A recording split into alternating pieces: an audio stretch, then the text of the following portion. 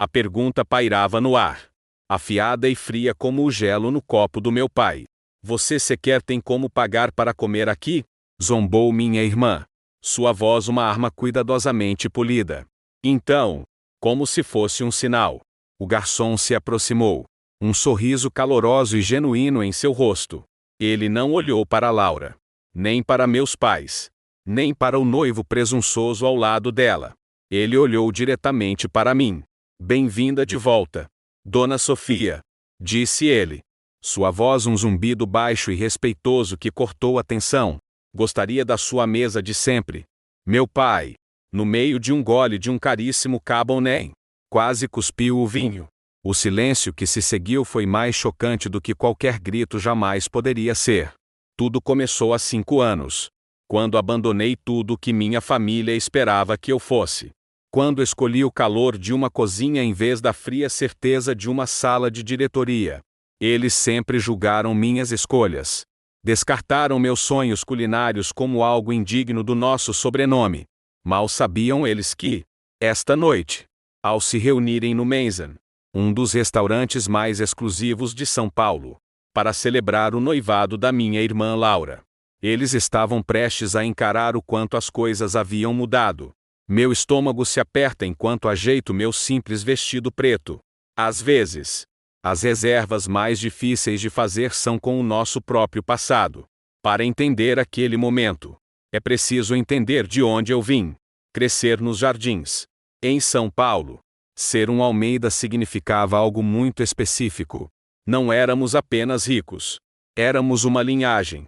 Nosso nome estava gravado em placas no Antriclube, em murais de doadores na biblioteca municipal e nos anuários das faculdades mais prestigiadas. Meus pais, Ricardo e Margarida Almeida, construíram suas identidades inteiras em torno desses marcadores de status. O endereço certo, as escolas certas, as profissões certas. Nosso enorme apartamento na Avenida Paulista, com sua decoração impecável e perfeitamente impessoal, não era tanto um lar, mas um palco.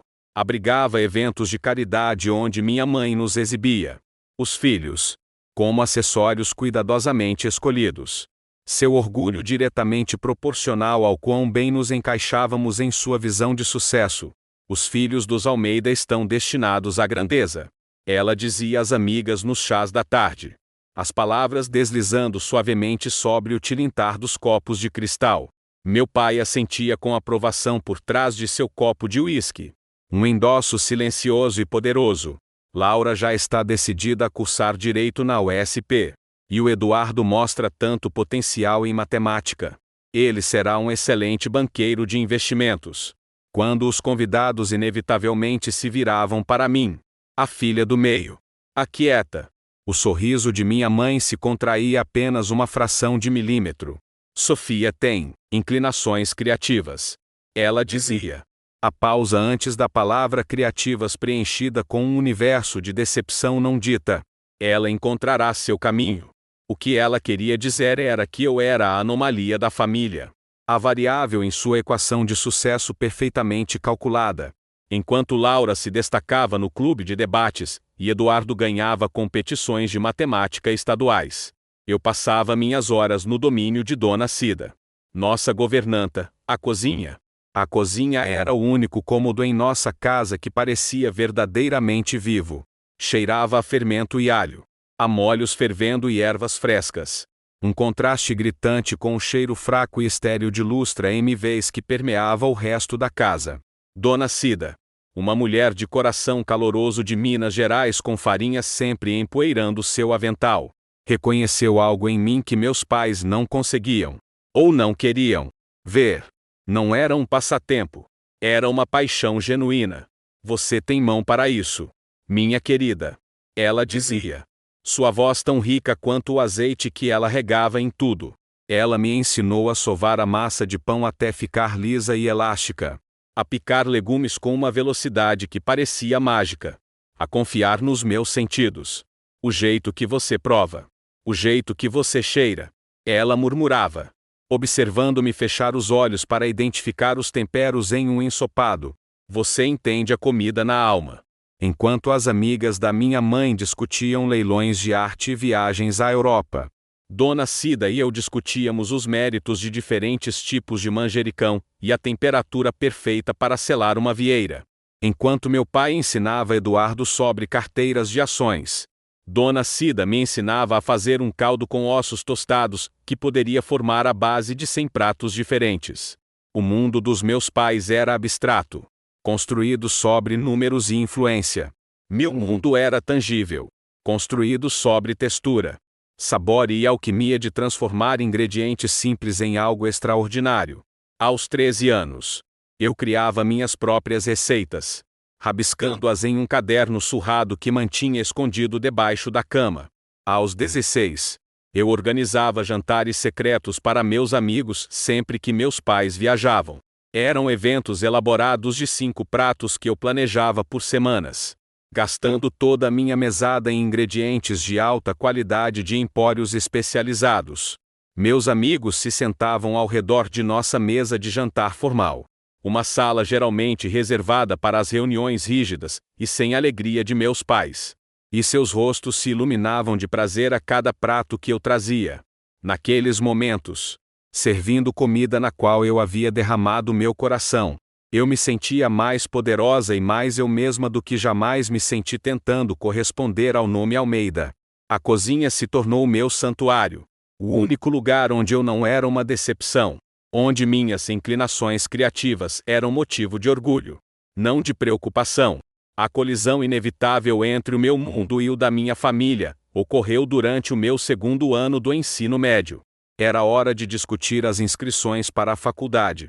Um ritual em nossa casa tão sério quanto uma fusão corporativa. Estávamos todos sentados no escritório do meu pai. Uma sala com painéis de madeira escura, e cheirando a couro velho e seus charutos caros. Livros que eu suspeitava que ele nunca havia lido alinhavam as prateleiras. Suas lombadas perfeitas e intactas. Agendamos suas visitas à FGV, ao USP e ao INSPER. Anunciou meu pai, não perguntando, mas informando. Suas notas são boas o suficiente. Embora você precise focar em suas atividades extracurriculares para se destacar. Eu estive pensando. Comecei, minha voz tremendo um pouco. Eu havia ensaiado esse discurso 100 vezes na minha cabeça. Não acho que a administração seja o certo para mim. Tenho pesquisado escolas de gastronomia. O La Cordon Bleu é um dos melhores do mundo. E eu nunca consegui terminar. Meu pai pousou o copo com um baque surdo que ecoou na sala silenciosa. Ele olhou para mim, não com raiva, mas com uma espécie de decepção profunda e cansada que era muito pior. Cozinhar, disse ele. A palavra com gosto de algo podre em sua boca. Isso é trabalho de empregada. Sofia. As palavras me atingiram como um golpe físico. Olhei para minha mãe em busca de apoio, mas seu rosto era uma máscara de concordância fria. Seu pai tem razão, disse ela. É um belo hobby, querida, mas não é uma carreira. Não para uma Almeida. Os Almeida contratam chefes, declarou meu pai, sua voz não deixando espaço para discussão. Eles não se tornam chefes. A conversa estava encerrada. O assunto estava fechado. Para apaziguá-los. Para manter a paz frágil em nossa casa. Fiz o que era esperado. Inscrevi-me em faculdades de administração. Escrevi redações sobre liderança e mercados globais. Palavras que soavam estranhas e vazias na minha língua. Fui aceita na FGV. A alma moram do meu pai e do meu avô. E o alívio em nossa casa foi palpável. Eu estava de volta aos trilhos. A anomalia corrigida. Mas não se pode apagar um incêndio fingindo que ele não existe.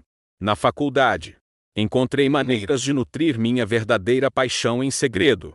Fiz cursos de ciência dos alimentos e nutrição. Eletivas que eu podia justificar para meus pais como sendo complementares à administração de empresas. Consegui um emprego de meio período lavando pratos em um restaurante sofisticado local, apenas para estar perto da energia de uma cozinha profissional, mentindo para minha família que estava trabalhando na biblioteca do campus. As longas horas sobre uma pia fumegante, com as mãos ásperas e rachadas. Pareciam mais honestas e gratificantes do que qualquer aula de microeconomia. Minha vida dupla atingiu seu auge quando comecei um restaurante clandestino em meu minúsculo apartamento fora do campus. Eu passava minhas semanas estudando para provas com as quais não me importava, e meus fins de semana planejando e executando menos complexos para outros estudantes. Eu cobrava o suficiente para cobrir o custo dos ingredientes e financiar meus workshops secretos de fim de semana com chefs locais em São Paulo e no interior. Eu estava vivendo duas vidas. E o esgotamento começava a me consumir. A Sofia que assistia às aulas de finanças corporativas era um fantasma. Uma casca vazia da pessoa que ganhava vida em frente a um fogão. A tensão de manter a fachada era imensa. Um zumbido constante de baixo grau de ansiedade sob a superfície da minha vida. Eu era uma Almeida, desempenhando o papel que eles haviam escrito para mim. Mas cada prato perfeitamente montado que eu servia em segredo era uma rebelião. Uma insistência silenciosa de que minha própria história estava esperando para ser contada. Minha vida dupla continuou. Um precário ato de equilíbrio. Até a pós-graduação. Eu estava há 6 meses em um programa de MBA na mesma FGV. Uma sentença de 2 anos em um mundo de planilhas e sinergia que me deixava profundamente infeliz. Eu me sentia uma impostora.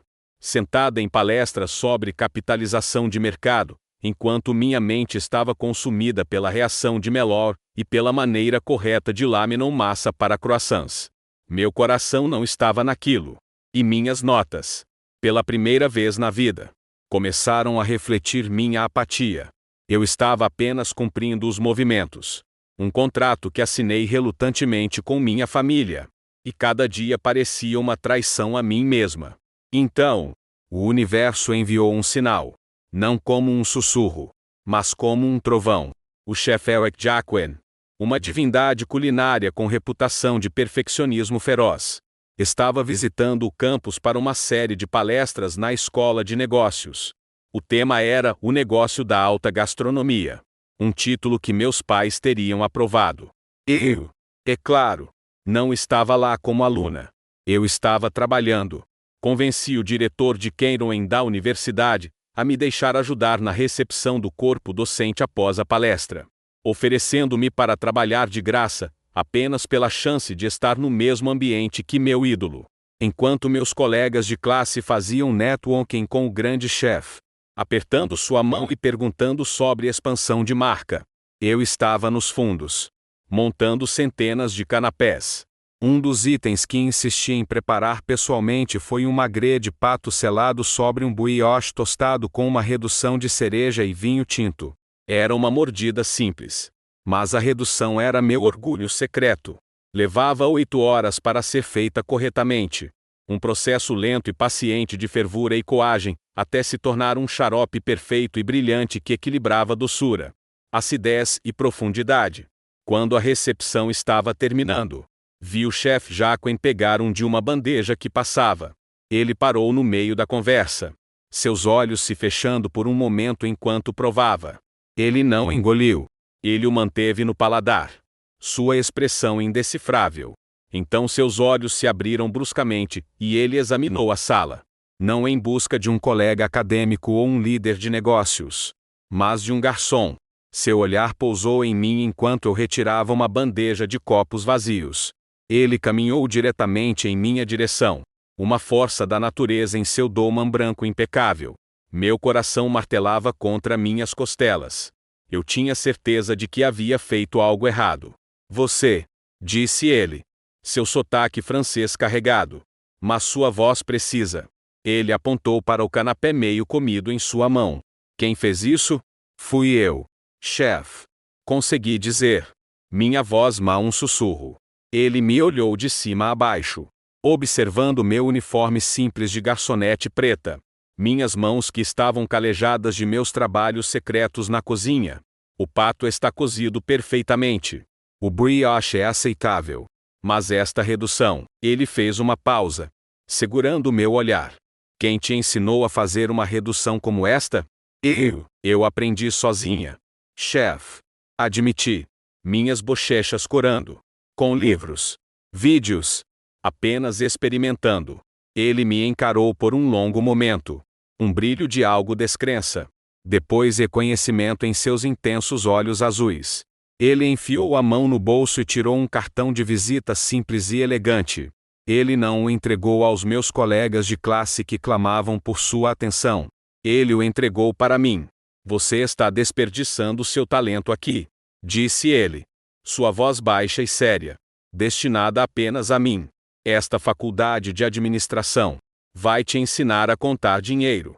Não vai te ensinar a criar. Venha para minha cozinha em São Paulo. Eu te darei um teste. Se você sobreviver, eu te farei grande.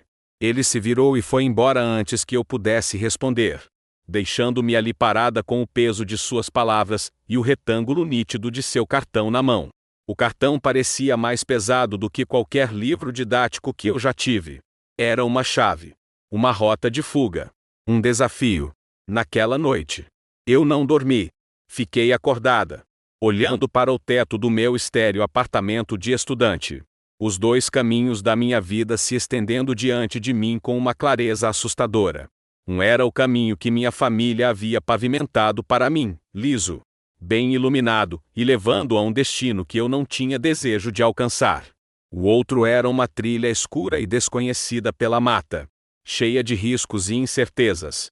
Mas era o único caminho que parecia ser o meu. Ao amanhecer, eu sabia o que tinha que fazer.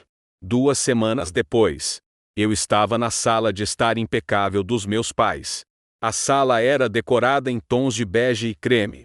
Um espaço tão desprovido de toques pessoais que poderia ser o lobby de um hotel de luxo.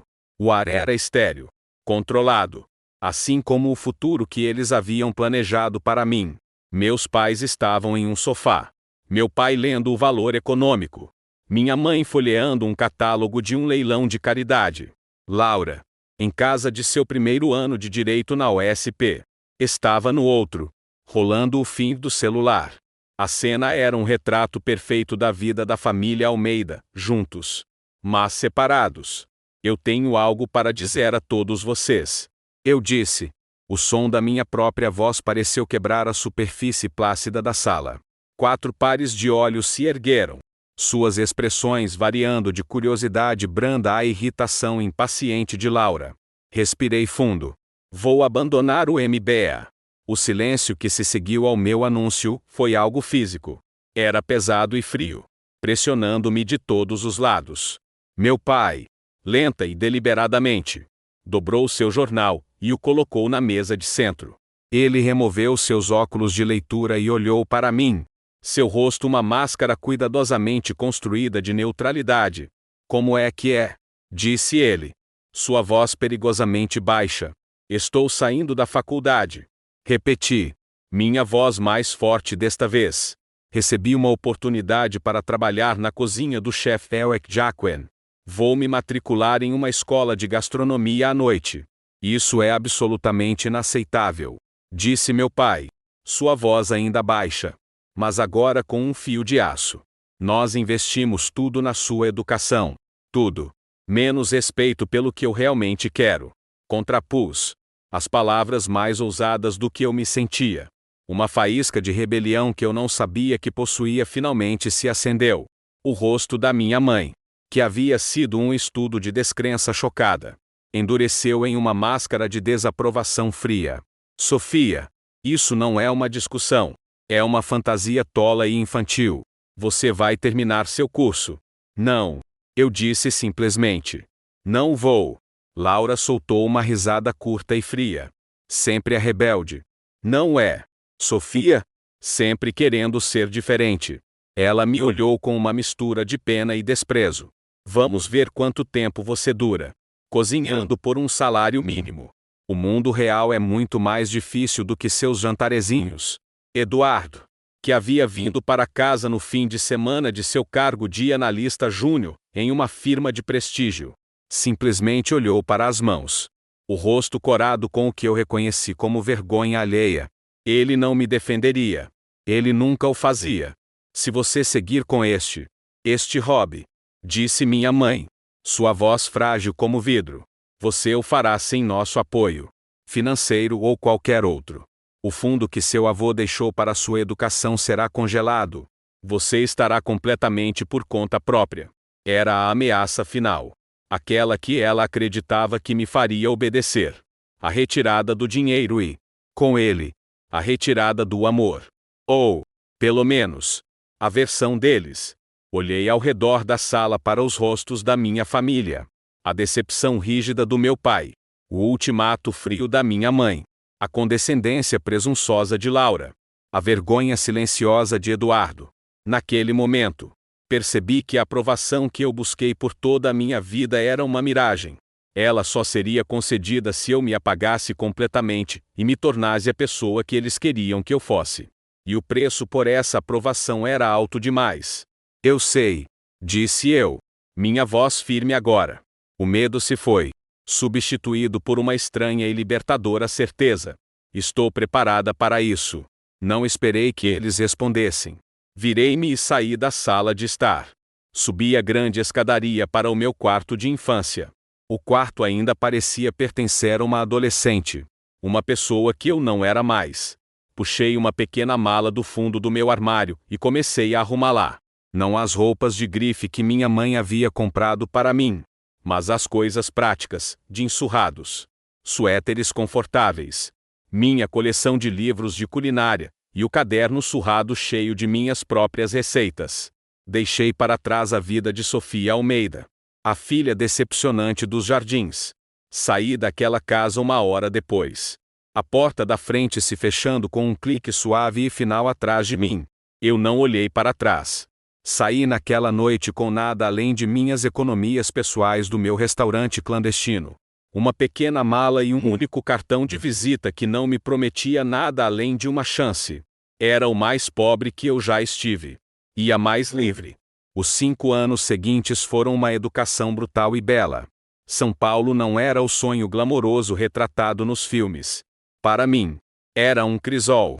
Mudei-me para um quarto minúsculo, do tamanho de uma caixa de sapatos, em um apartamento sem elevador no quarto andar em Pinheiros, dividindo o espaço apertado com outras 3 garotas que também perseguiam seus próprios sonhos impossíveis. O aluguel, mesmo pela minha pequena fatia da cidade, consumiu a maior parte das minhas magras economias em meses. A rede de segurança financeira que minha família sempre me proporcionou havia desaparecido. E a realidade disso era uma ansiedade constante e roedora. Minha vida se tornou um ciclo implacável de trabalho, estudo e exaustão. O chefe Jacquen era um homem de palavra. Ele me deu um teste, um stage no ambiente implacável e de alta pressão de seu restaurante. O La Verité. A cozinha era uma sinfonia de caos controlado. Um mundo de calor escaldante. Aço reluzente e o rugido constante das coifas de ventilação. Meu primeiro papel foi o mais baixo na hierarquia, commis. Meus dias começavam às 5 da manhã, muito antes de o sol nascer sobre o rio Pinheiros. Eu descascava batatas, abria ostras, retirava minúsculas folhas de raminhos de tomilho por horas e limpava uma montanha interminável de panelas. Minhas mãos estavam perpetuamente rachadas. Meus braços pontilhados com uma constelação de pequenas queimaduras e cortes. Eu trabalhava 18 horas por dia, movida a café velho e pura determinação, muitas vezes adormecendo no metrô a caminho de casa, apenas para acordar algumas horas depois e fazer tudo de novo. Muitas noites, eu me deitava na minha cama estreita, meu corpo doendo com uma fadiga tão profunda que parecia ter se instalado nos meus ossos, e me perguntava se Laura estava certa. A dúvida era um sussurro persistente, dizendo-me que eu havia cometido um erro terrível, que havia jogado fora uma vida de conforto e segurança por este trabalho exaustivo e ingrato. Mas então, um momento de magia acontecia na cozinha. Eu via o chefe Jacquen transformar um simples alho poró em uma obra de arte. Ou finalmente dominava a técnica para um molho holandês perfeito. E o fogo dentro de mim voltava a rugir. Isso era real. Isso era trabalho honesto. Eu estava construindo algo com minhas próprias mãos. Matriculei-me em aulas noturnas no Senac, usando empréstimos estudantis para pagar as mensalidades. Eu terminava meu turno exaustivo no La Verité, Corria pela cidade para uma aula de 3 horas sobre charcutaria ou confeitaria. E depois estudava no trem a caminho de casa. Eu estava perpetuamente exausta. Mas também aprendia em um ritmo feroz. Sob a mentoria do chefe Jacquen, eu prosperei. Ele era um professor exigente e aterrorizante que nunca elogiava levianamente. Um passável seco dele era o equivalente a uma ovação de pé de qualquer outra pessoa. Mas ele viu minha fome, meu comprometimento inabalável, e começou a investir em mim. Ele me pressionou mais do que ninguém, forçando-me a refinar meu paladar, a entender a ciência por trás da arte, a nunca, jamais me contentar com a mediocridade. Lentamente, subi na rígida hierarquia da brigada de cozinha francesa, de commis-chef de partie, responsável pela minha própria praça. A intensidade da cozinha, a disciplina, a criatividade, isso alimentava algo em mim que a faculdade de administração nunca poderia. Durante tudo isso, mantive distância da minha família. A separação foi um corte limpo. Havia telefonemas ocasionais e formais com minha mãe, geralmente iniciados por ela perto dos feriados. As conversas eram sempre as mesmas. Você está comendo direito? Não é tarde demais para reconsiderar seu MBA? A Laura acabou de ser efetivada no escritório. Ela nunca perguntou se eu estava feliz. Ela só perguntava se eu estava pronta para admitir meu fracasso. Eu mantinha minhas respostas curtas e não comprometedoras. Eu enviava cartões de aniversário e Natal, gestos educados e impessoais para mostrar que ainda estava viva. Eles sabiam que eu estava fazendo algo com comida. Mas os detalhes eram uma imagem borrada e pouco impressionante em suas mentes. Eles me imaginavam com uma touca de cabelo, servindo comida gordurosa em uma lanchonete. Eu os deixei pensar assim. Mantive minha vida real, meu progresso lento e arduamente conquistado, inteiramente para mim. Eu queria reconhecimento por minhas realizações em meus próprios termos, não como um apelo desesperado para finalmente ganhar sua aprovação. A oportunidade que mudaria tudo veio em uma terça-feira escaldante. 2 anos e meio atrás. Eu era agora sous-chefe do chefe Jacquen, sua segunda em comando. Ele havia sido convidado para cozinhar um jantar particular para um grupo de investidores poderosos. E ele me confiou a criação e execução da sobremesa. Eu fiz uma torta de limão desconstruída, uma base de farofa de sablé, esferas de conde de limão feitas por esferificação, suspiros maçaricados e um azeite infundido com manjericão. Era ambicioso, moderno e um reflexo completo da minha voz culinária. Um dos convidados, um homem chamado João Tavares, que dirigia uma firma de capital de risco boutique, pediu para conhecer a pessoa responsável pela sobremesa. Quando o chefe Jacquen me tirou da cozinha, as sobrancelhas de João se ergueram em surpresa. Ele esperava um chefe de confeitaria experiente, não uma mulher em seus 20 e poucos anos. Ele perguntou sobre minha formação, meu treinamento, minhas ambições. Ele ouviu com uma intensidade a que eu não estava acostumada. No final da nossa conversa, ele me entregou seu cartão, o segundo cartão que alteraria o curso da minha vida. Quando você estiver pronta para abrir seu próprio lugar, disse ele, me ligue. Eu não invisto em restaurantes. Eu invisto em talento. Levei mais 1 ano economizando cada centavo, trabalhando incansavelmente para refinar minha visão culinária única, e escrevendo um plano de negócios meticuloso de 100 páginas. Usei cada lição daquele temido programa de MBA que abandonei, aplicando princípios de gestão da cadeia de suprimentos, marketing e previsão financeira à minha paixão. A ironia não me passou despercebida. Finalmente liguei para João Tavares. Ele e 2 de seus sócios forneceram o capital. 2 anos atrás, o Mensen abriu suas portas. Eu mesma escolhi o nome. Queria criar um lugar que se sentisse como o santuário que minha cozinha sempre foi para mim. Eu era a chefe executiva e proprietária parcial. O restaurante foi um sucesso imediato e impressionante. Ficamos com reservas esgotadas por meses nas primeiras semanas. Os críticos deliraram. 6 meses depois de abrirmos, O restaurante era tão lucrativo que consegui um empréstimo empresarial e comprei a parte dos meus sócios. Tornei-me a única proprietária. No mês passado, a revista Prazeres da Mesa nos destacou em sua edição O Futuro da Culinária Brasileira, com uma foto de página inteira minha em meu dolman. Meu rosto estava nas bancas de todo o país. Mas eu sabia que minha família nunca veria. Não era o tipo de publicação que eles liam. Então, quando o convite em relevo, cor de creme, para o jantar de noivado de Laura chegou ao meu apartamento, fiquei surpresa.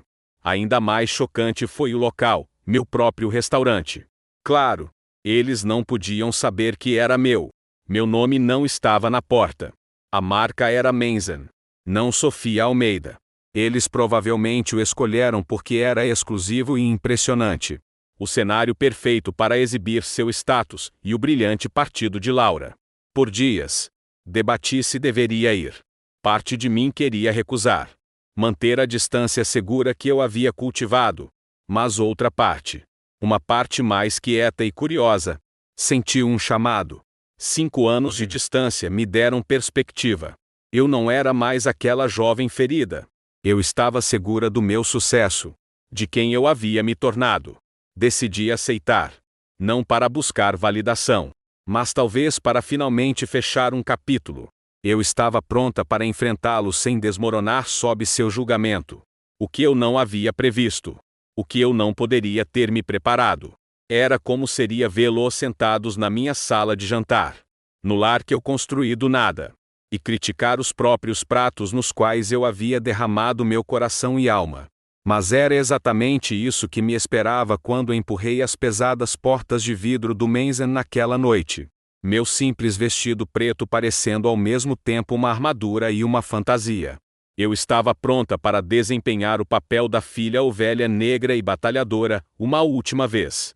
O aroma familiar do Menzen me envolveu no momento em que entrei. Era uma sinfonia complexa que eu havia composto pessoalmente, as notas ricas e terrosas do açafrão do risoto especial, o aroma adocicado do vinho reduzindo para um molho, e o perfume sutil e limpo de ervas frescas, que eu insistia em receber 2 vezes ao dia de uma fazenda hidropônica do interior. Normalmente, esse aroma me centrava, um lembrete tangível de tudo que eu havia construído. Naquela noite, ele apenas aguçou o nó de ansiedade no meu estômago. O balcão da recepção estava banhado por uma luz suave e quente. E o zumbido baixo da conversa e o tilintar suave dos talheres criavam uma energia sofisticada e acolhedora. Este era o meu mundo.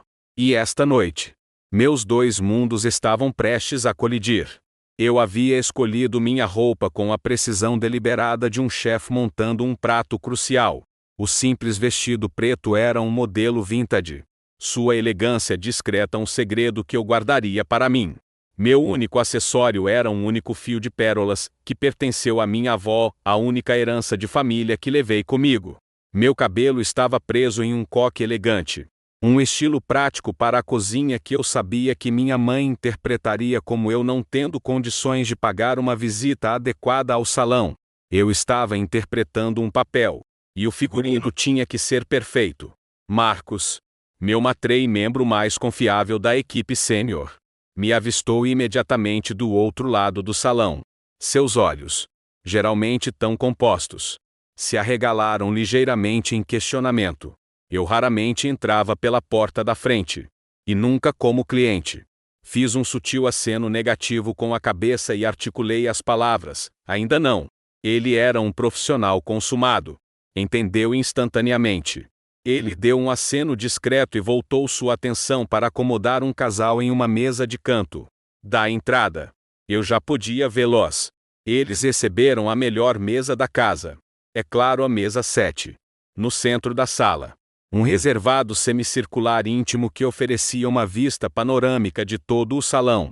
Minha equipe, sabendo que era minha mesa preferida, os acomodou lá por respeito à anotação de latrina ventilada melhorada na reserva.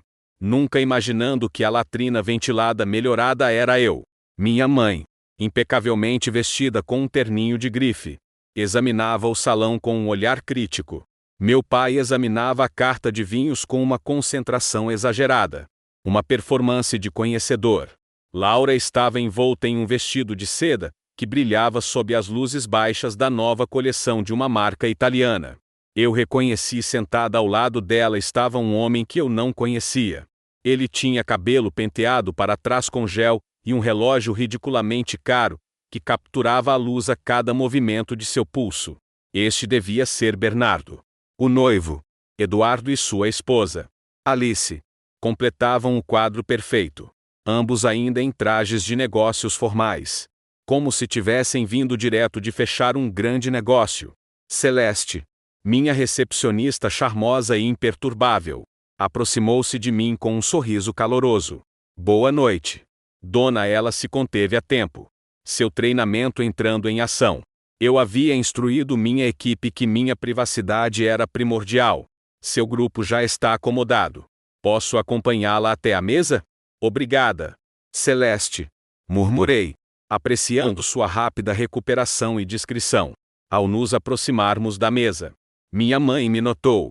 Seus olhos realizaram a avaliação rápida e impiedosa que eu lembrava tão vividamente da infância. Uma varredura da cabeça aos pés que calculava o valor aproximado da minha aparência e, como sempre, a considerava insuficiente. Sofia, disse ela, levantando-se para beijar o ar ao lado das minhas bochechas. Seu perfume me envolvendo em uma nuvem de nostalgia cara.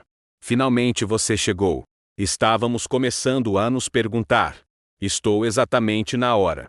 Mãe, respondi friamente, olhando para o meu relógio. 7 horas em ponto.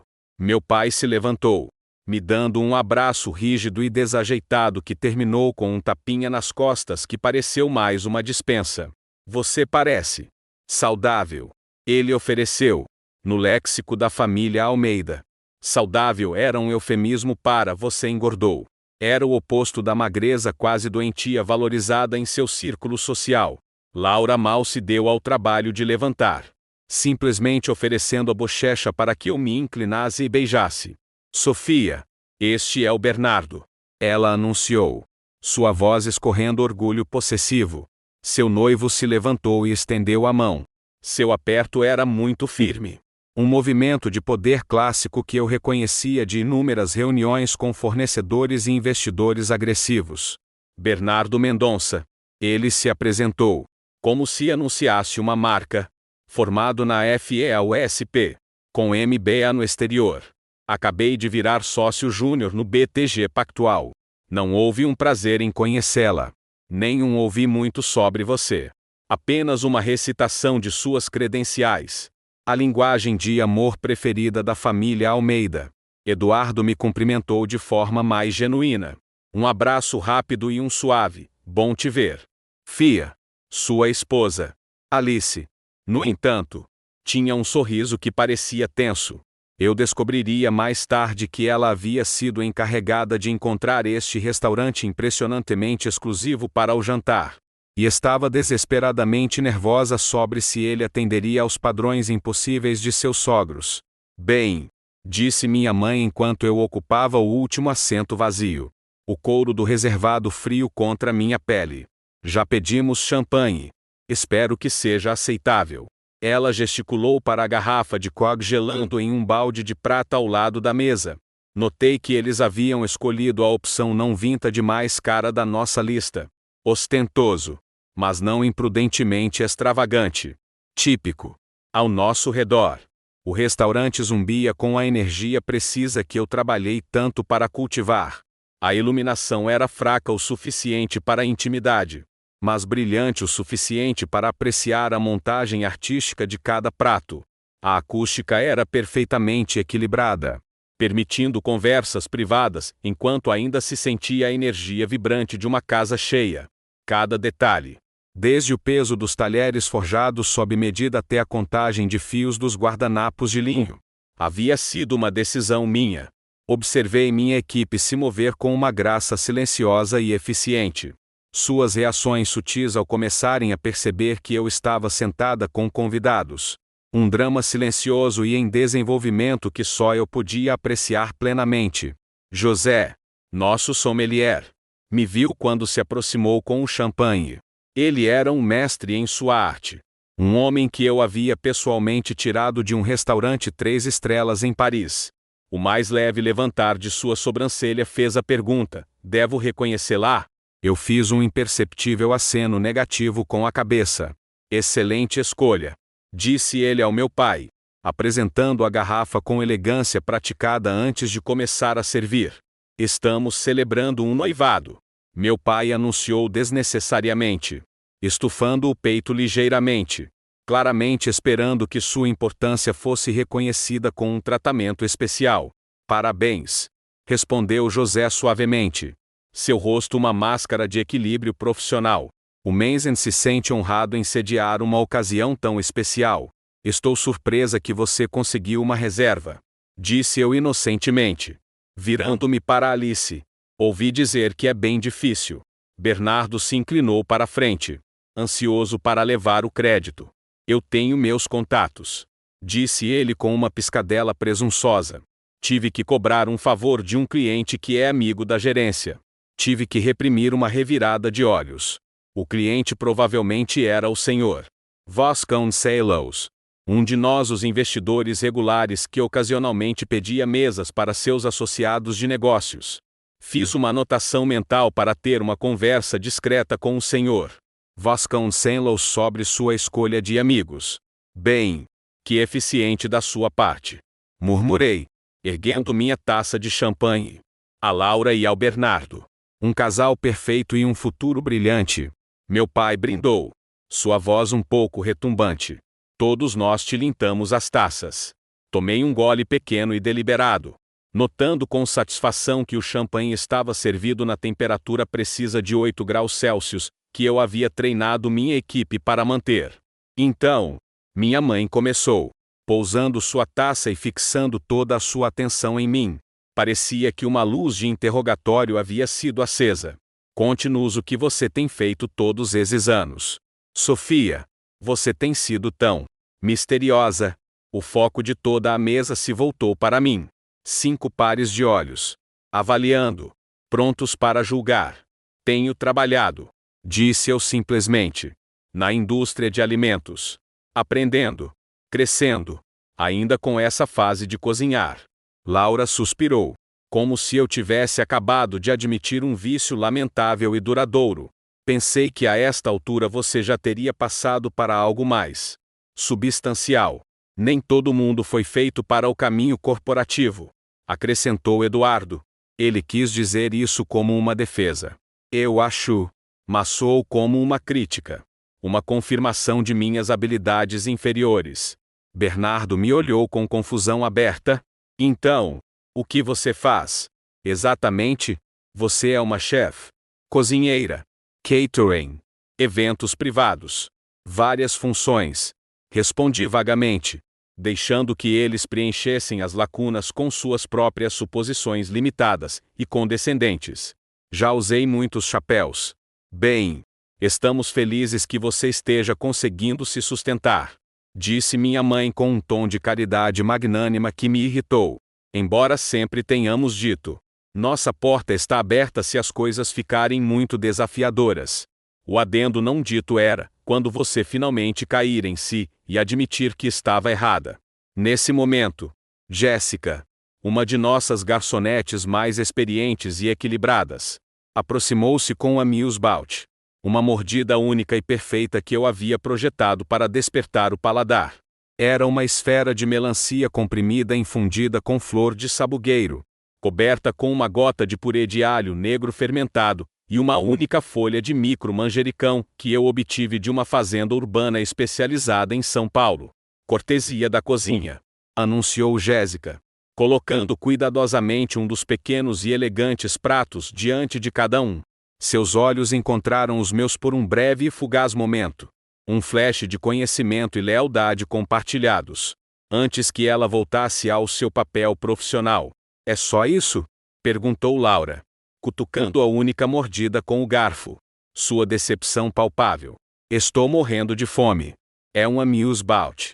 Laura, expliquei, minha voz paciente. Uma pequena mordida para entreter a boca.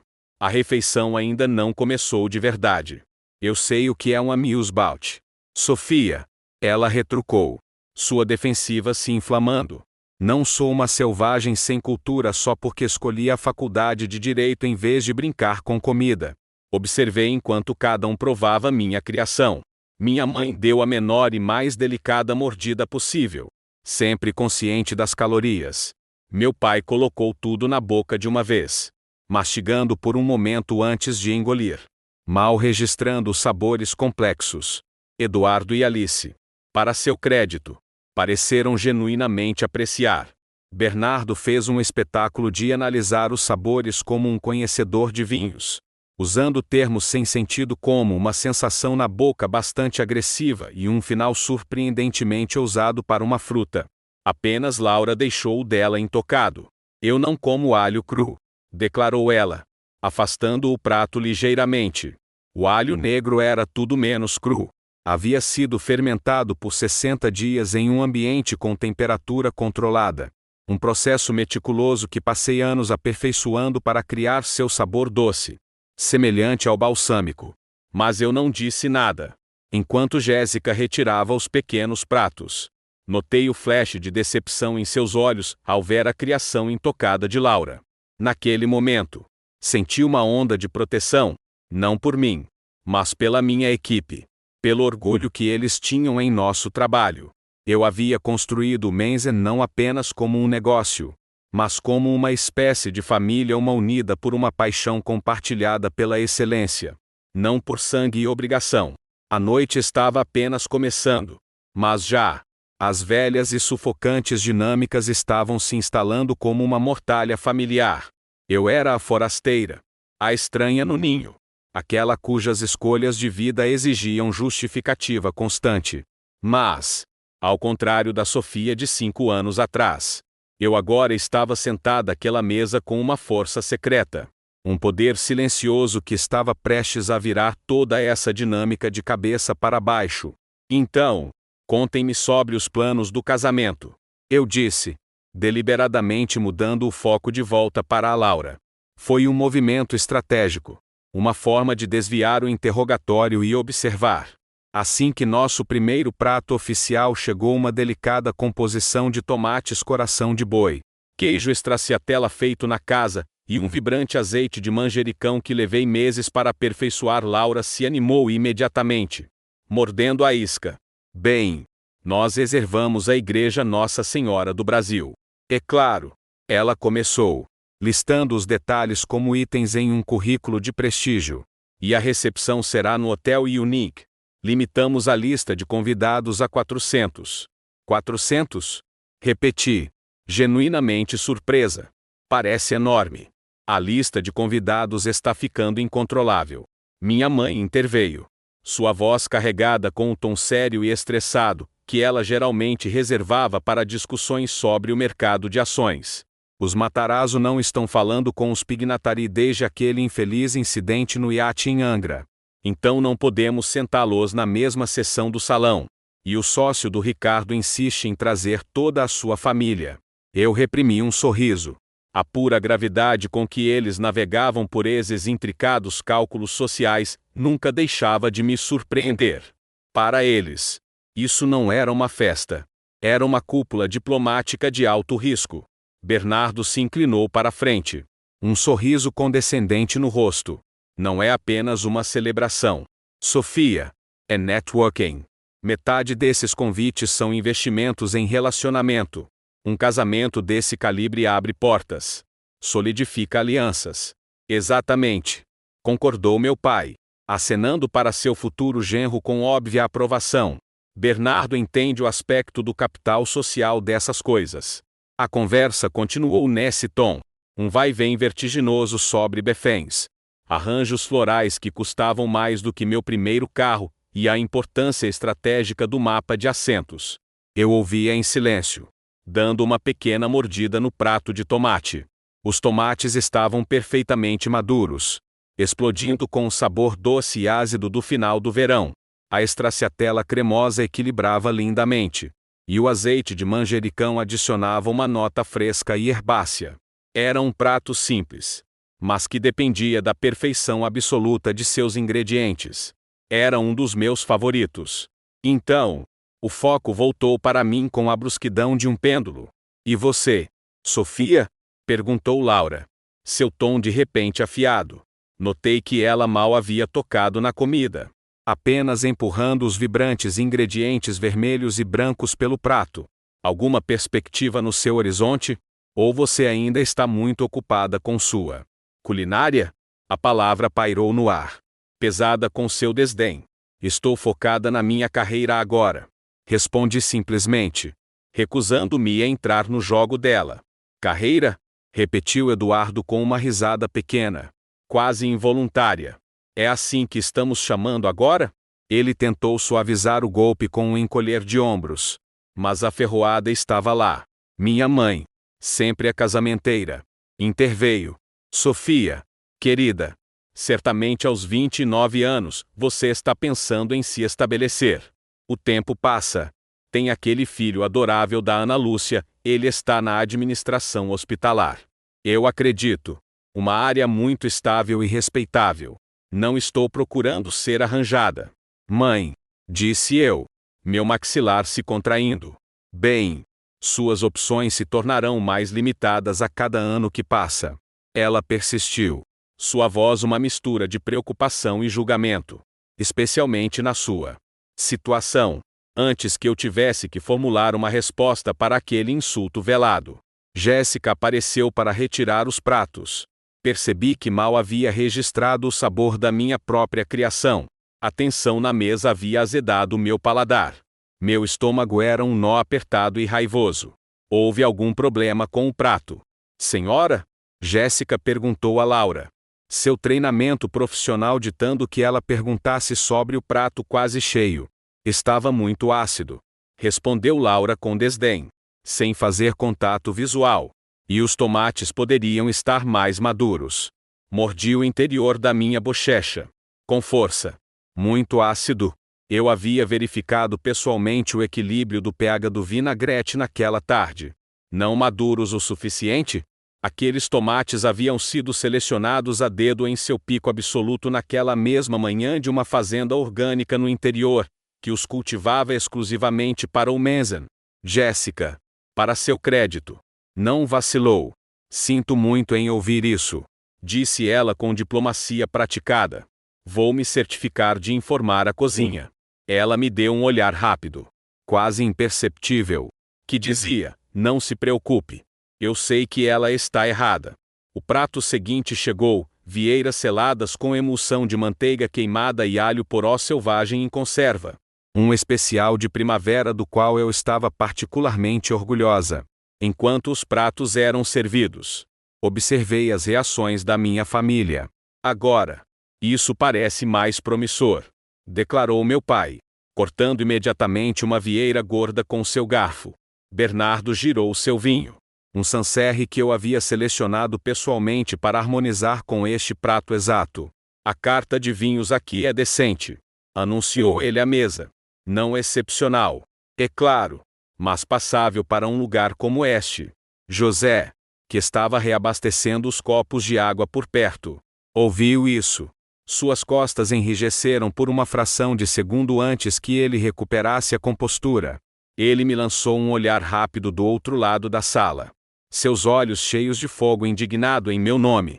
Dei-lhe um sorriso sutil que esperava transmitir tanto diversão quanto apreciação. O homem havia curado uma carta de vinhos que fora indicada a um prêmio importante. Chamá-la de passável era como chamar um Portinari de decentemente pintado. Então, Sofia, começou Alice, sempre a pacificadora, claramente tentando me incluir de uma forma menos confrontadora. Eduardo mencionou que você trabalha com comida, mas você nunca especificou realmente. O que exatamente você faz? Antes que eu pudesse construir outra resposta vaga e não comprometedora, Laura interrompeu, sua voz escorrendo com descendência. Ela provavelmente é hostess em algum lugar. Certo. Sofia, usando aquele diploma de administração para acomodar pessoas e entregar cardápios. Na verdade, eu comecei, pretendendo finalmente dizer algo mais concreto.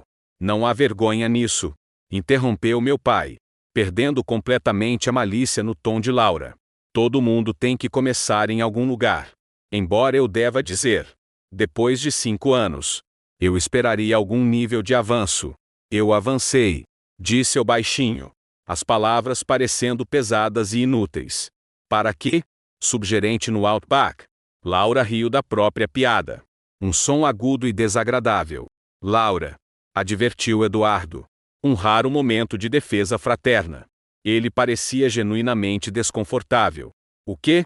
Estou apenas sendo realista. Ela retrucou, virando-se para ele. Foi ela quem escolheu abandonar sua educação por este projetinho de paixão. Ações têm consequências.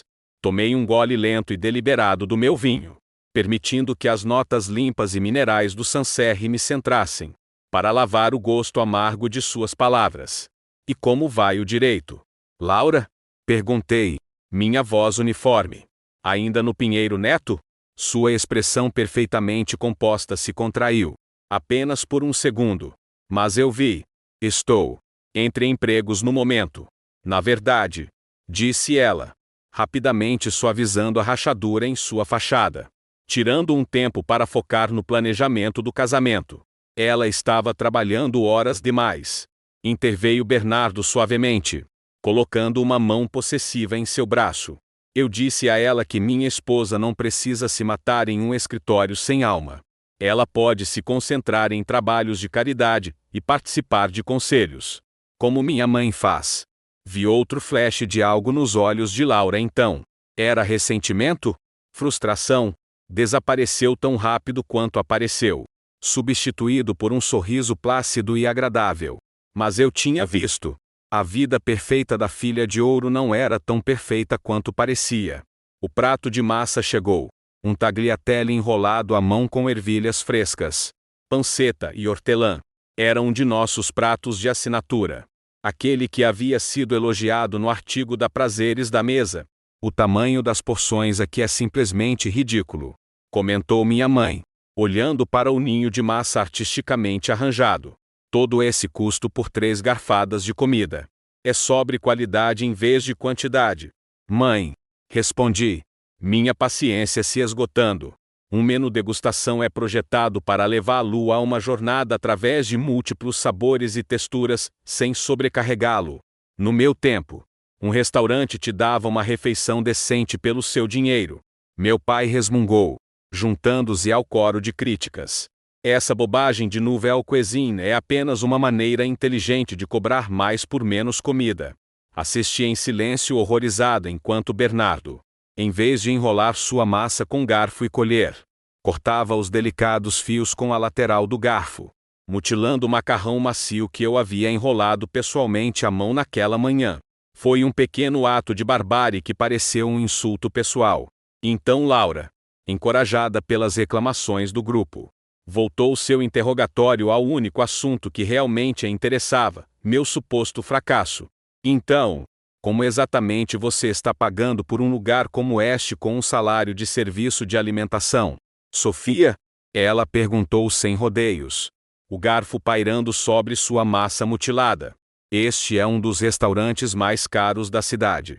O zumbido da conversa em nossa mesa morreu instantaneamente. Todos os olhos se voltaram para mim. O julgamento havia recomeçado. Eu administro minhas finanças com cuidado. Respondi, minha voz perigosamente calma. Por favor. Zombou Laura, pousando o garfo com um estrondo. Um único jantar aqui custa mais do que você provavelmente ganha em um dia. Com quem você está saindo? Ele está pagando por tudo isso? Não estou saindo com ninguém, disse eu, encontrando seu olhar sem vacilar. Então como? Ela pressionou, inclinando-se para a frente como um promotor se aproximando de uma testemunha. Como você pode possivelmente pagar por este lugar? Você está endividada? Está estourando seus cartões de crédito, só para manter as aparências conosco esta noite? Laura, Eduardo advertiu novamente. Sua voz tensa de constrangimento. Não, eu quero saber. Ela insistiu, sua voz subindo um pouco. Todos nós reorganizamos nossas agendas lotadas para este jantar. Um jantar que você concordou em um dos restaurantes mais exclusivos da cidade. Ou você está sendo financeiramente responsável? Ou não está sendo honesta sobre sua situação. O ar crepitava com tensão. Senti o aperto familiar no peito. A sensação de estar encurralada, julgada e considerada insuficiente antes mesmo de ter a chance de falar. Mas eu não era mais aquela jovem insegura dos jardins. Eu sobrevivi ao crisol ardente de uma cozinha 3 estrelas. Eu construí este império ao nosso redor. Tijolo por tijolo. Prato por prato. E eu estava farta de ser o saco de pancadas deles. Antes que eu pudesse formular uma resposta, o prato principal chegou. Um alívio temporário. Para os outros, era um magret de pato perfeitamente cozido com um molho de cereja e uma cama de cevadinha. Para mim, foi um momento para me reagrupar. Para respirar. A chefe Miranda. Minha formidável chefe de cozinha que comandava a cozinha quando eu não estava na linha. O executou impecavelmente. Eu podia ver do outro lado da mesa a pele crocante e cor de mogno, e o rubor perfeito da carne ao ponto para mal passada. Era um prato que exigia imensa habilidade técnica. E minha equipe havia entregado. Bernardo deu uma mordida e imediatamente pousou o garfo com uma expressão de desgosto teatral. Este pato está mal passado, anunciou ele em voz alta, como se estivesse se dirigindo a um tribunal. Olhei para o prato dele. O pato não estava mal passado. Estava perfeito. É para ser servido assim, expliquei. Minha voz tensa de contenção. Ao ponto para mal é a temperatura ideal para garantir que a carne esteja macia e saborosa. Se cozinhar mais, fica dura. Não me importa como é para ser. Ele declarou, acenando com uma mão desdenhosa. Eu prefiro minha carne bem passada. Ele gesticulou bruscamente para o garçom mais próximo. Era Jéssica novamente. Ela se aproximou da mesa. Sua expressão uma máscara perfeita de preocupação educada. Isto está cru, disse Bernardo, apontando para o prato sem sequer olhar para ela. Leve de volta e peça ao chefe para cozinhar direito. Vi o brilho de indignação profissional nos olhos de Jéssica, rapidamente mascarado pela cortesia praticada. Em nosso mundo, devolver um pedaço de carne perfeitamente cozido com a exigência de estragá-lo era o insulto final à habilidade de um chefe. Claro, senhor. Minhas desculpas. Ela murmurou, pegando o prato dele. Ao se virar, seus olhos encontraram os meus por uma fração de segundo. Eu dei a ela um aceno leve, quase imperceptível. Ela entenderia. Ela o levaria para a cozinha e pediria que preparassem um novo peito para ele, cozido até a consistência seca e coriácea que ele desejava. Nós nunca estragaríamos um pedaço de carne perfeitamente bom simplesmente jogando-o de volta no fogo. Sério, Sofia, disse minha mãe assim que Jéssica partiu. Seu tom de desapontamento cansado.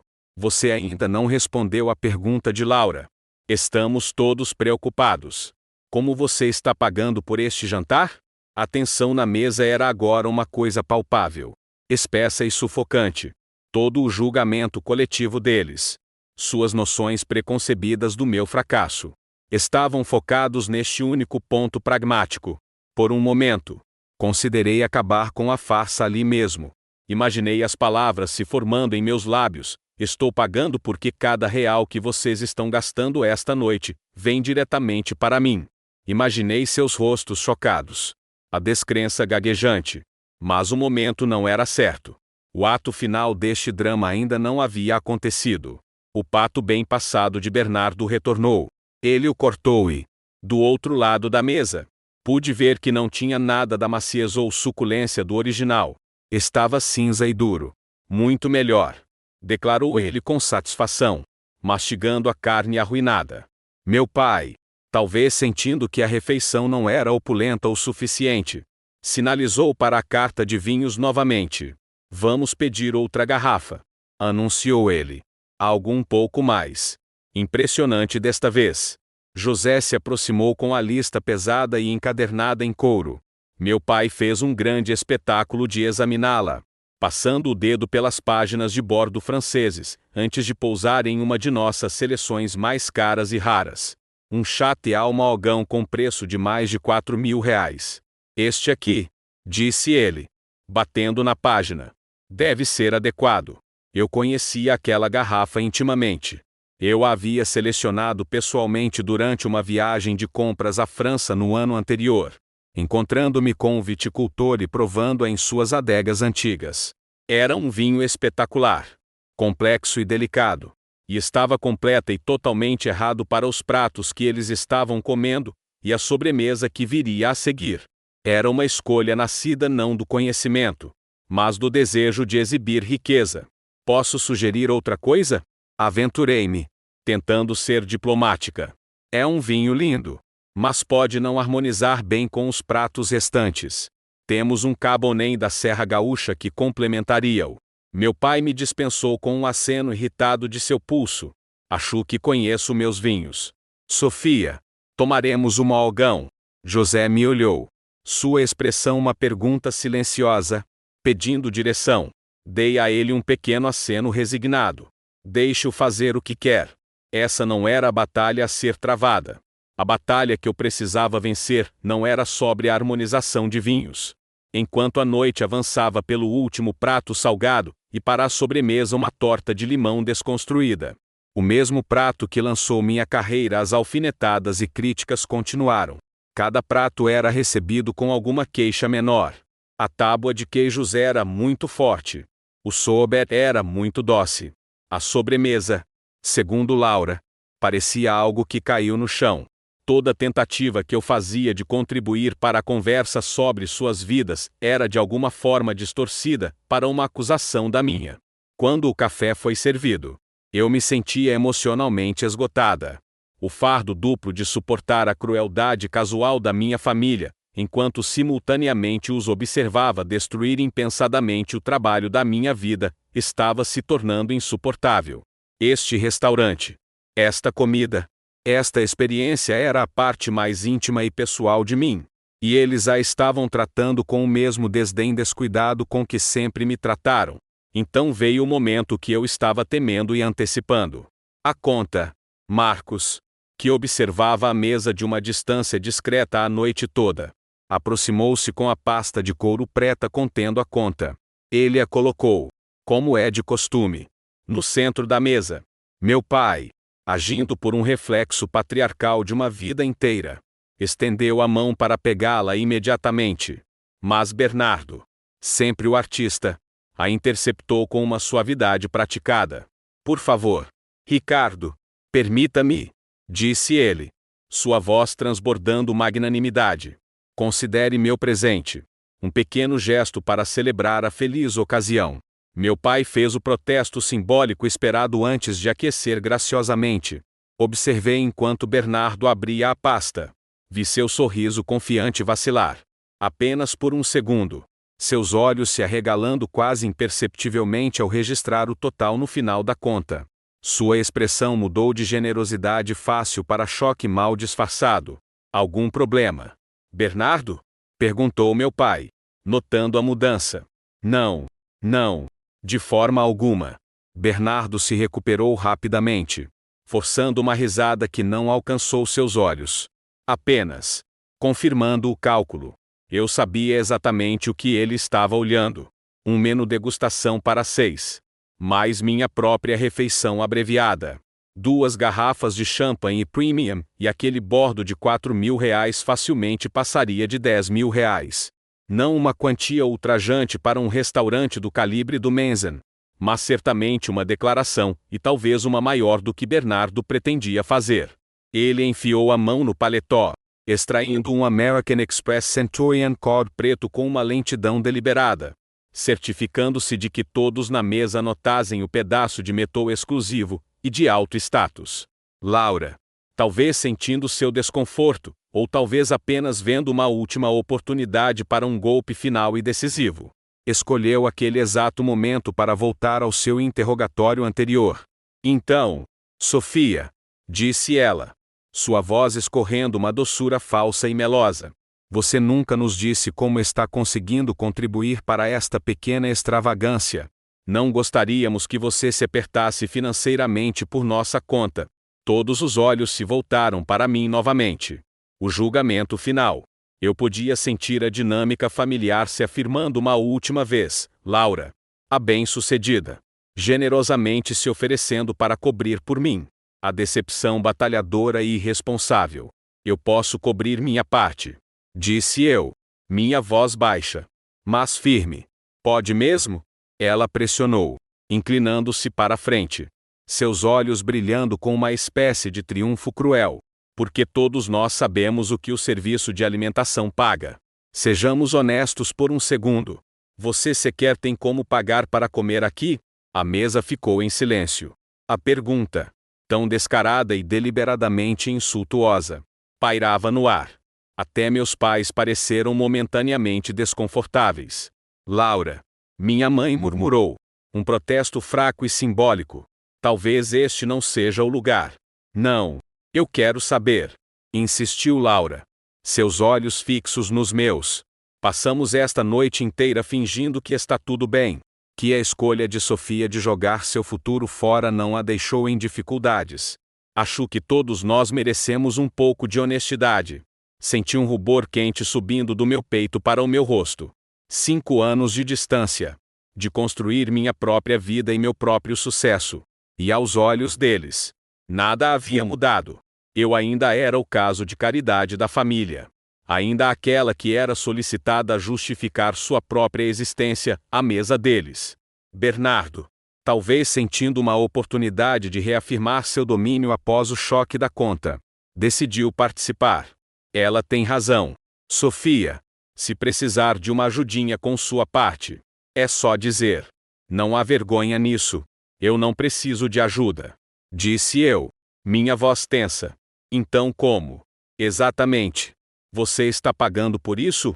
Exigiu Laura, sua voz subindo. Porque uma única refeição aqui custa mais do que você provavelmente ganha em uma semana. Abri a boca para responder. A verdade finalmente pronta para transbordar. Quando Bernardo de repente franziu a testa para a conta novamente. Espere um minuto, anunciou ele. Sua voz afiada de indignação. Há um erro aqui. Ele gesticulou bruscamente para Marcos. Com licença, garçom, há um erro na nossa conta. Marcos se aproximou de nossa mesa com uma graça calma e sem pressa. Como se não estivesse assistindo a todo o drama se desenrolar do outro lado da sala. Minha equipe era leal e protetora. Ele provavelmente estava esperando por sua deixa. Há algum problema? Senhor? Ele perguntou a Bernardo. Seu tom perfeitamente neutro. Sim, há um problema, disse Bernardo, batendo na conta com um dedo indignado. Você cometeu um erro. Você só nos cobrou pelas bebidas, não pela refeição em si. Ele ergueu a conta para Marcos ver. Um olhar triunfante no rosto, como se tivesse descoberto uma grande conspiração. Marcos pegou a pasta de couro. Ele olhou para a conta. Depois olhou diretamente para mim. Sua expressão era uma lousa cuidadosamente em branco. Mas seus olhos faziam uma pergunta clara: como você quer jogar isso? Nessa fração de segundo, tomei minha decisão. O jogo havia acabado. A farsa já durava o suficiente. Dei a Marcos um aceno de cabeça mínimo, quase imperceptível. Ele voltou sua atenção para Bernardo. Sua postura mudando de polidez neutra para uma autoridade suave e confiante. Não há erro, senhor, disse Marcos. Sua voz clara e ressonante no silêncio repentino da mesa. A parte do jantar já foi cuidada. Cuidada? Perguntou meu pai, a testa franzida em confusão. Por quem? Você mencionou que era uma ocasião especial. Marcos não olhou para meu pai. Ele não olhou para Laura ou Bernardo. Ele virou o corpo ligeiramente, posicionando-se para se dirigir diretamente a mim. Um gesto de deferência e respeito que era inconfundível. Sua máscara profissional se dissolveu, substituída por um sorriso caloroso e genuíno. Bem-vinda de volta, Dona Sofia, disse ele. Sua voz agora cheia de um calor que estava totalmente ausente antes. A mudança foi tão profunda que foi como o sol rompendo as nuvens. Tudo é claro, por conta da casa esta noite. Ele fez uma pausa e acrescentou, a propósito. Sua mesa de sempre na sala privativa está pronta para sua reunião com os investidores. Devo avisá-los que a senhora está alguns minutos atrasada? O silêncio que caiu sobre a mesa foi absoluto. Um vácuo tão completo que parecia sugar todo o ar da sala. Era mais pesado do que o silêncio depois que anunciei que estava abandonando meu MBA. Mais pesado do que qualquer olhar de desaprovação que meu pai já me dera. 6 pares de olhos giraram de Marcos para mim. Suas expressões uma cascata em câmera lenta de confusão, descrença e a luz crescente e estonteante da compreensão. Obrigada, Marcos, disse eu. Minha voz milagrosamente firme apesar da adrenalina cantando em minhas veias. Sim, por favor. Feche a conta das bebidas do senhor Mendonça. Olhei para Bernardo, cuja mandíbula agora estava ligeiramente aberta. O resto está resolvido. Muito bem, Dona Sofia, respondeu Marcos com um aceno de cabeça nítido. Ele pegou a pasta e o cartão preto de Bernardo da mesa. Ao se virar para sair, ele acrescentou: e a chefe Miranda pediu para lhe dizer que gostaria de sua opinião final sobre os novos itens do menu de primavera quando a senhora tiver um momento. Claro, respondi. Vou passar na cozinha antes da minha reunião. Enquanto Marcos partia, deixando um rastro de silêncio atordoado, finalmente me permiti olhar para minha família. Olhar de verdade para eles. A boca perfeitamente pintada de batom da minha mãe era um pequeno de choque. O rosto do meu pai era uma tempestade de emoções conflitantes. Sua mente calculista claramente lutando para processar esses novos e impossíveis dados. Eduardo estava apenas olhando para mim. Sua expressão de puro e absoluto espanto. E Laura? Laura parecia ter levado um tapa. O que? O que está acontecendo? Minha mãe finalmente conseguiu sussurrar, a mão tremulando em direção às pérolas em seu pescoço. Um gesto que eu reconhecia como seu movimento padrão quando se sentia socialmente desestabilizada. Tomei um gole de água. O líquido frio um alívio bem-vindo para minha garganta subitamente seca. Coloquei o copo na mesa com um clique silencioso e deliberado. O som pareceu ecoar no silêncio. O momento que eu havia temido e secretamente fantasiado por 5 longos anos finalmente havia chegado. Bem-vindos ao Mason, disse eu. Minha voz calma e uniforme. Meu restaurante. O silêncio se estendeu pelo que pareceu uma eternidade.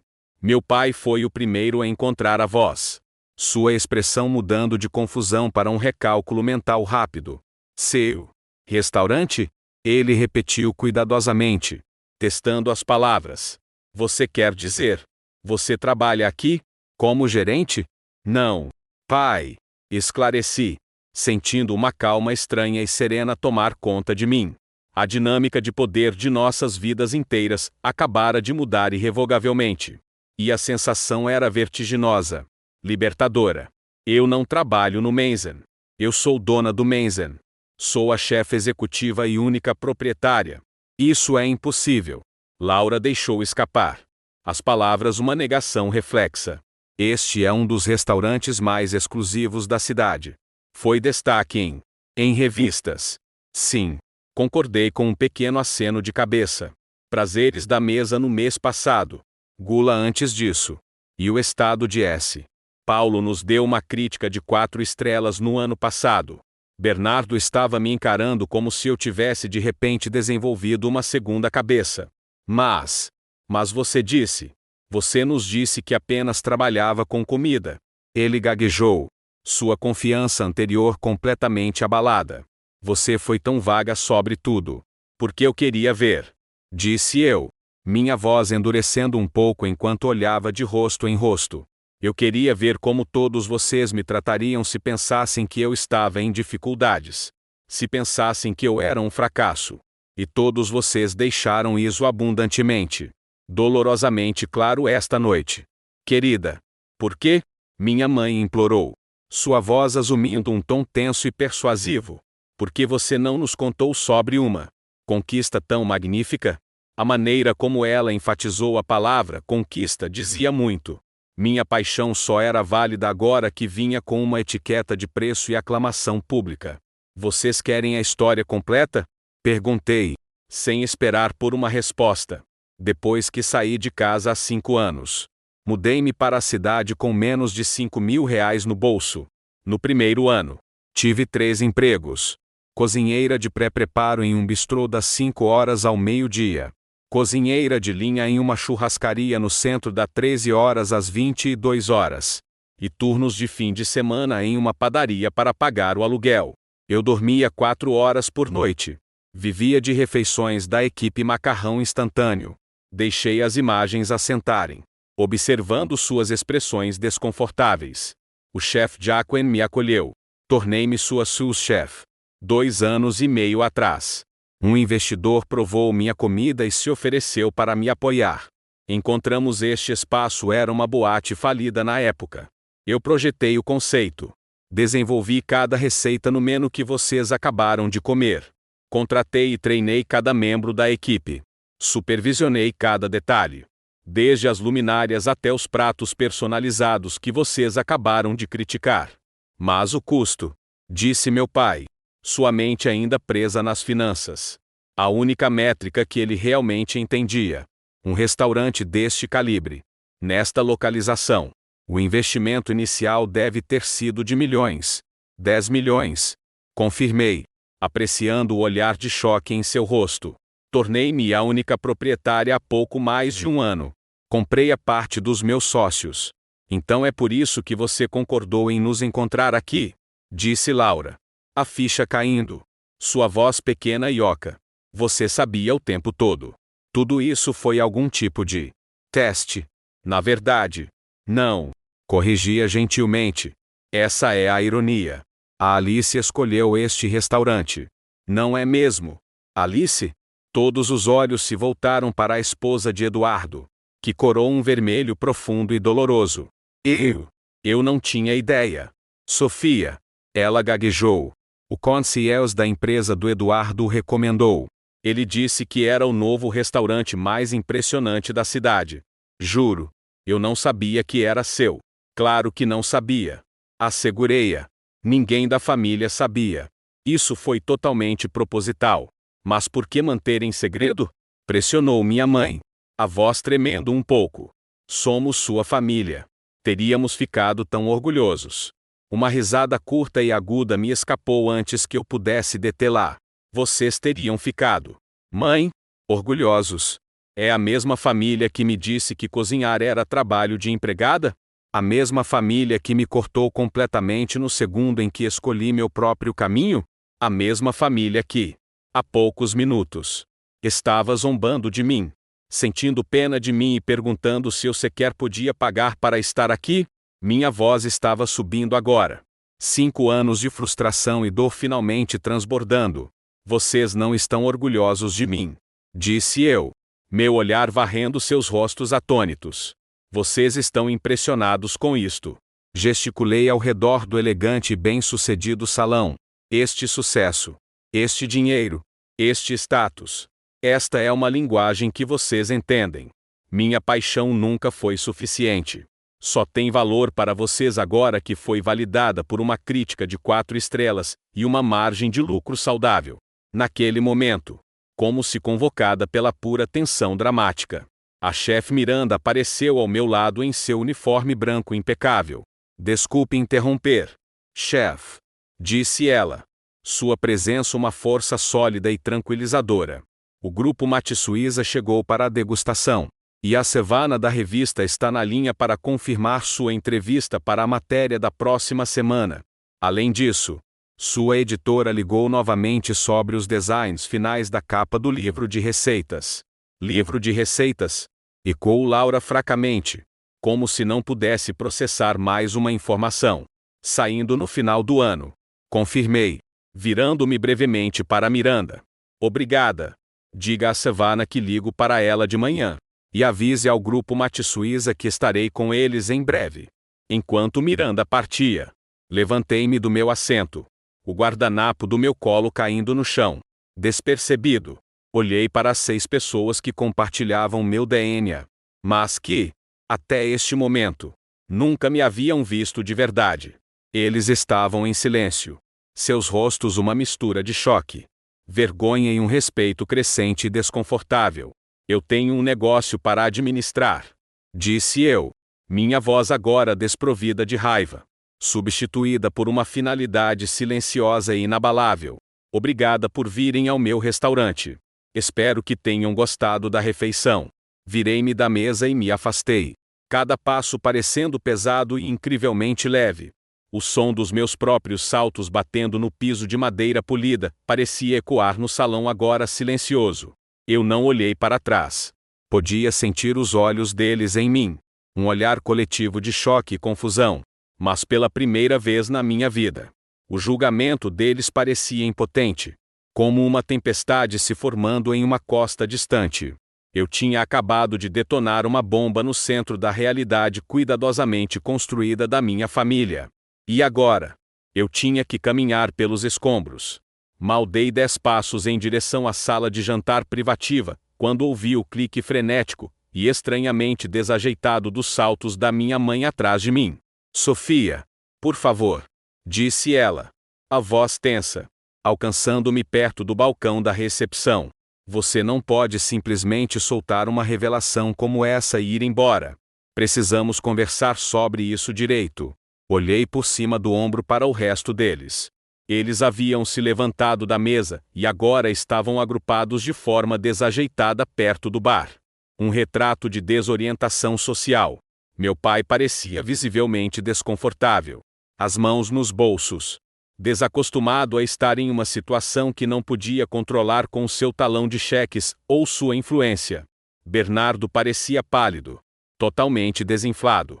A expressão de Laura era uma tempestade caótica de ressentimento, constrangimento e algo que, para minha surpresa, parecia quase admiração. Eu tenho uma reunião. Mãe, disse eu. Minha voz educada, mas firme. Gesticulei em direção às portas de vidro fosco da sala privativa, onde podia ver as silhuetas de João Tavares e meus outros investidores. Adi. Ela insistiu, a mão segurando meu braço. Isso é família. Isso é mais importante. A ironia dessa afirmação era tão espessa que eu podia senti-la no paladar. Meus compromissos de negócios não se tornam subitamente opcionais, só porque você finalmente decidiu que minha carreira é digna de sua atenção. Respondi. Minha voz fria. A família não tem sido sua prioridade nos últimos 5 anos quando se tratava de mim. Meu trabalho foi. Meu pai se aproximou, voltando ao seu papel de patriarca da família. O solucionador de problemas. Talvez possamos continuar essa conversa amanhã, sugeriu ele. O tom calibrado para soar razoável e no comando. Venha para jantar em casa. Temos muito a discutir. Sim, acrescentou Bernardo, aparentemente recuperando parte de sua arrogância ao ver uma oportunidade em potencial. Muito.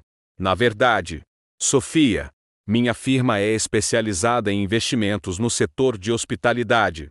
Deveríamos conversar sobre como podemos ajudá-la a expandir sua marca. Eu tenho contatos. Não pude evitar a risada curta e sem humor que escapou dos meus lábios. A pura transparência de sua mudança de condescendência para networking oportunista era de tirar o fôlego. Eu não preciso da sua ajuda. Bernardo. Interrompi, minha voz cortando seu discurso. E estou indo muito bem com meus atuais assessores. Mas obrigada pela oferta. Eu não construí este lugar para finalmente ganhar a aprovação de vocês. Continuei, voltando meu olhar para meus pais. Eu não suportei dias de 18 horas e vivi com nada apenas para um dia impressioná-los em um jantar de família. Eu construí isso porque é o que eu amo. É quem eu sou. O fato de ser bem-sucedido não torna subitamente minha paixão mais válida do que era há 5 anos, quando vocês a chamaram de trabalho de empregada.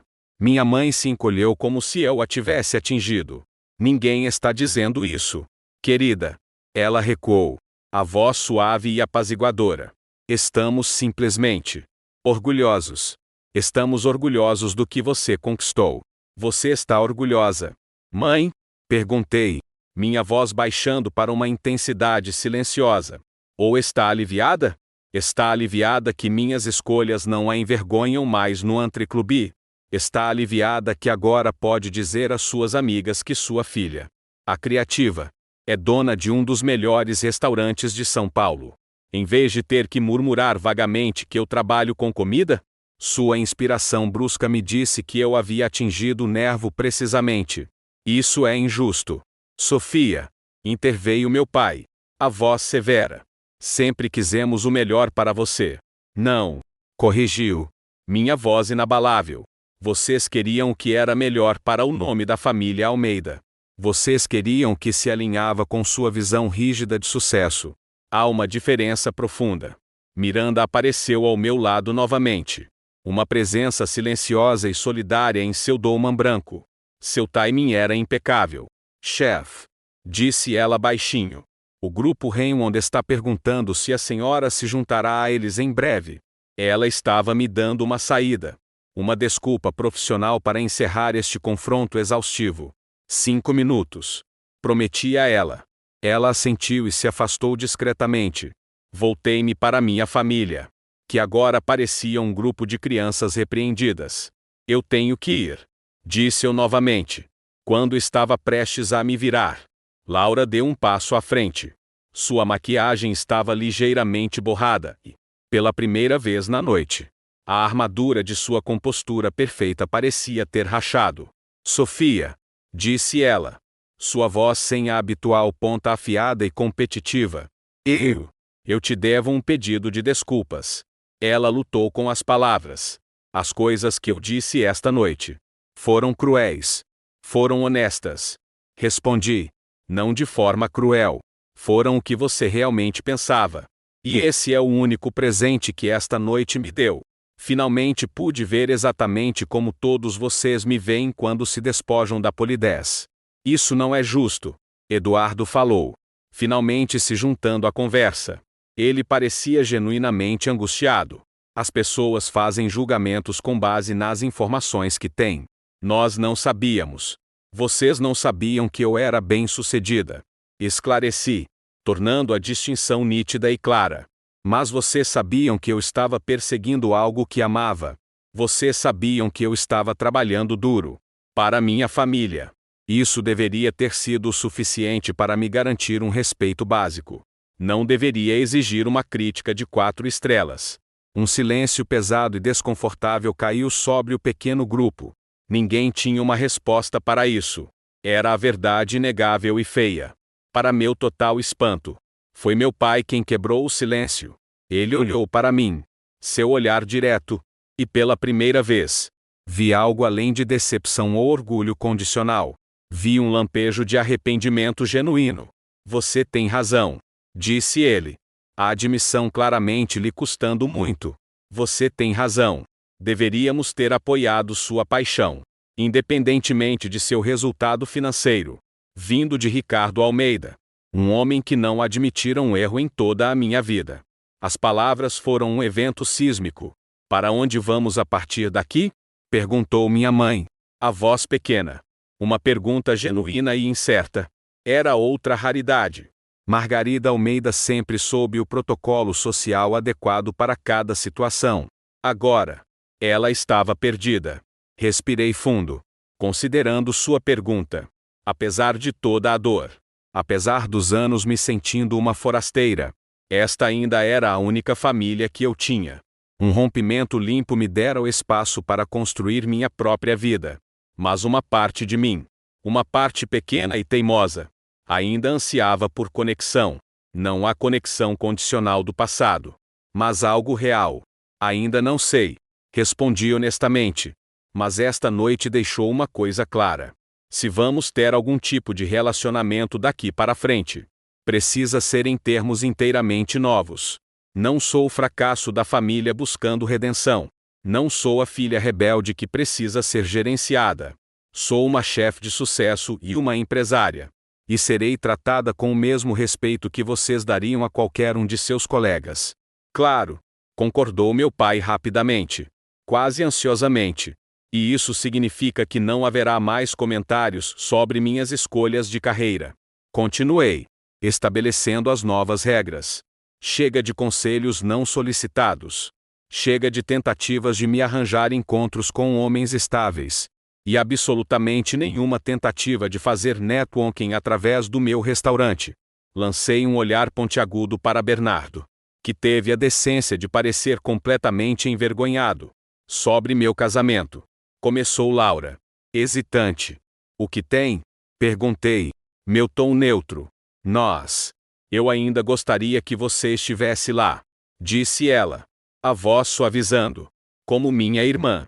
Não como o que quer que todos nós pensávamos que você era antes desta noite. Olhei para minha irmã. Olhei de verdade para ela. Para além dos anos de rivalidade e julgamento.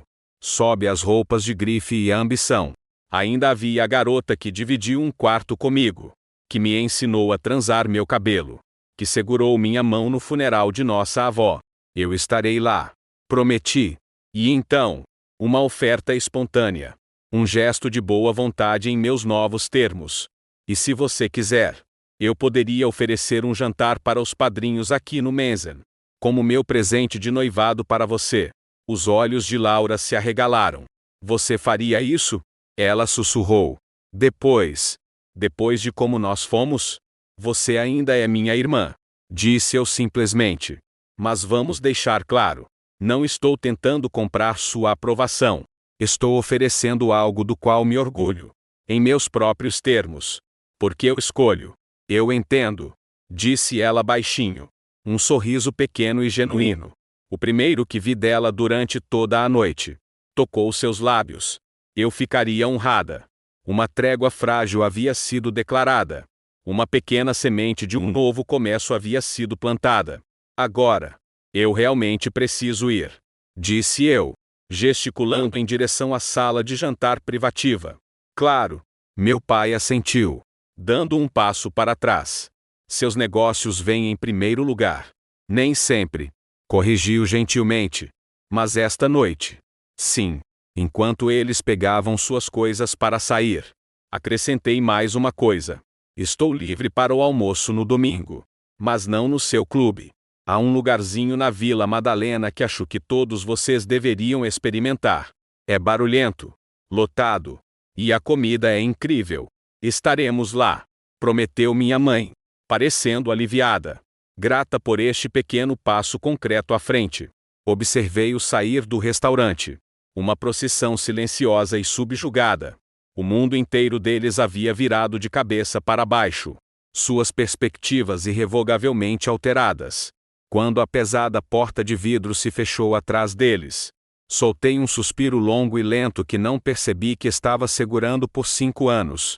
Senti-me estranhamente. Maravilhosamente leve. Entrei na sala de jantar privativa. A energia tensa do confronto familiar se dissolvendo ao cruzar o limiar para o meu próprio mundo. João Tavares e os outros investidores se levantaram quando entrei. Desculpem por fazê-los esperar. Disse eu. Minha voz calma e profissional. Não traindo nada da tempestade emocional que eu acabara de enfrentar. Assunto de família. João. Um homem na casa dos 60 anos com olhos gentis e uma mente de negócios notoriamente afiada. Deu-me um sorriso conhecedor. Tudo bem, Sofia? Está agora. Respondi. E a verdade dessa afirmação se instalou profundamente em meus ossos. Agora, vamos falar sobre a nova localização. Na hora seguinte, fiquei completamente imersa. Discutimos negociações de aluguel para um segundo conceito de bistrô mais casual que eu estava desenvolvendo. Analisamos plantas arquitetônicas e projeções financeiras. Nesta sala, eu não era a filha decepcionante. Eu era a chefe proprietária. Uma líder respeitada e capaz. Minha opinião era a que mais importava. O contraste era estimulante. Quando a reunião terminou e meus investidores partiram, a sala de jantar principal estava vazia. As luzes haviam sido diminuídas. E a equipe de limpeza se movia com eficiência silenciosa. Caminhei pelo espaço silencioso. Minha mão deslizando pelas costas dos reservados vazios. Este lugar, Menzen, era mais do que um restaurante. Era um testemunho da minha resiliência. Uma manifestação física de um sonho que eles disseram ser impossível. Empurrei as portas basculantes para a cozinha. O caos implacável do serviço de jantar dera lugar à calma ordenada do fechamento. As superfícies de azul inoxidável brilhavam sob as luzes fluorescentes. Miranda estava em sua mesa no canto, finalizando os pedidos para o dia seguinte. Ela ergueu os olhos quando entrei. E então, disse ela, recostando-se na cadeira. Aquilo pareceu intenso. Família é complicado. Suspirei, puxando um banquinho. Nem me fale. Ela riu. Um som rico e caloroso. Minha mãe ainda me apresenta como minha filha que trabalha em um restaurante. Como se eu fosse uma garçonete adolescente no Rebim Bessie. E eu faço isso há 20 anos. Eu sorri, grata por sua fácil compreensão. Por essa camaradagem que existia apenas nas trincheiras de uma cozinha profissional. Bem, esta noite, acho que eles finalmente entenderam. Já era hora. Disse ela simplesmente. Agora, antes que eu me esqueça, quero sua opinião sobre o componente de ruibarbo para o novo prato de pato. Acho que uma compota pode ser muito tradicional. Estava pensando em uma espuma. Ou talvez um gel fluido fermentado. Passamos os próximos 30 minutos falando sobre comida. Nossa conversa uma troca rápida de ideias, sabores e técnicas. Era minha língua nativa. O lugar onde eu era mais fluente, mais confiante, mais eu mesma. Enquanto conversávamos, percebi que a revelação mais importante da noite não foi sobre mostrar à minha família o que eu havia construído. Foi sobre reconhecê-lo plenamente, completamente, por mim mesma. Eu criei tudo isso não apesar deles, mas inteiramente sem eles. Meu sucesso não foi uma reação à desaprovação deles. Foi uma criação independente. E esse conhecimento era uma validação mais profunda e satisfatória do que qualquer pedido de desculpas que eles pudessem oferecer. 2 semanas se passaram como um turbilhão. O almoço de domingo no Mocotó, o lugar famoso na Zona Norte, havia sido uma experiência estranha e reveladora. Meus pais ficaram visivelmente desconfortáveis com a simplicidade e a distância.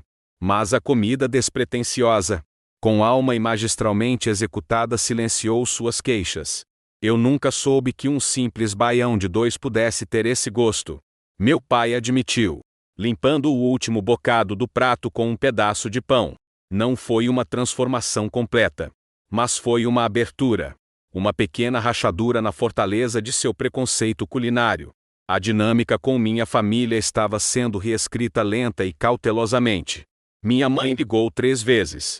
E em vez de perguntar se eu estava pronta para voltar para casa, ela perguntou sobre os desafios de obter ingredientes de qualidade e como era gerenciar uma equipe grande.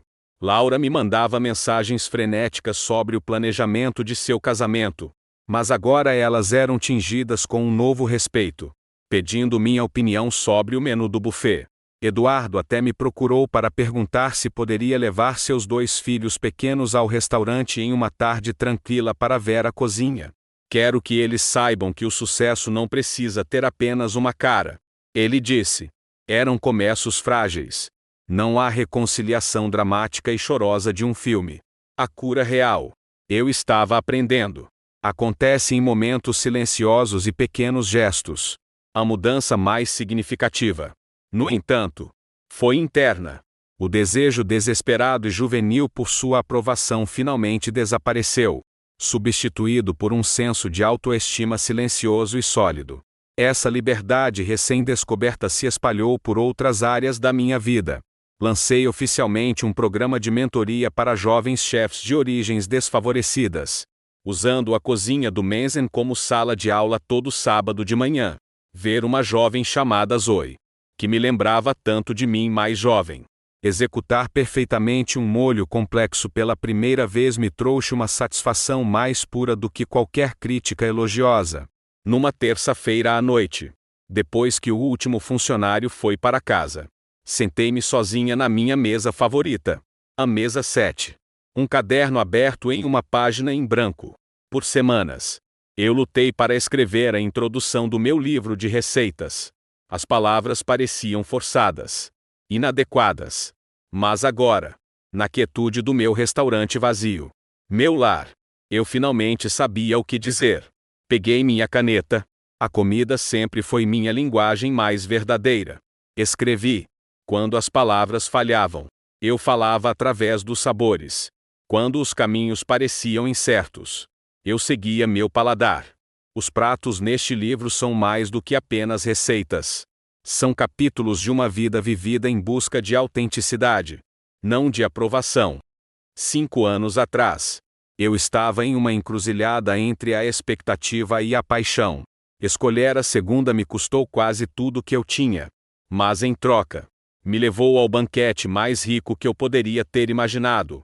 Esse banquete não foi meramente o sucesso de um restaurante, mas a descoberta profunda de que o verdadeiro alimento vem de honrar o fogo dentro de sua própria alma. Pousei a caneta. Um sentimento de paz profunda e serena se instalando sobre mim. A jornada havia sido brutal. As cicatrizes em minhas mãos de queimaduras e cortes eram um mapa permanente do meu aprendizado. As memórias de noites solitárias e exaustivas ainda eram vívidas. Mas eu não teria trocado nada disso.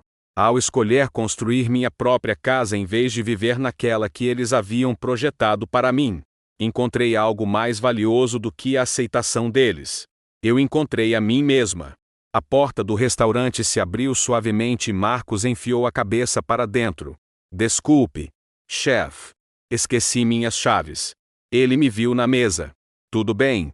Levantei os olhos do meu caderno e sorri. Um sorriso genuíno e sem fardo. Tudo perfeito. Marcos, disse eu. Bem-vindo à casa. Ele sorriu de volta, entendendo completamente. Enquanto ele pegava suas chaves e saía, olhei ao redor da bela e silenciosa sala uma última vez antes de fechar meu caderno. A reserva com meu passado havia sido finalmente honrada. A mesa estava limpa. E um novo serviço estava prestes a começar.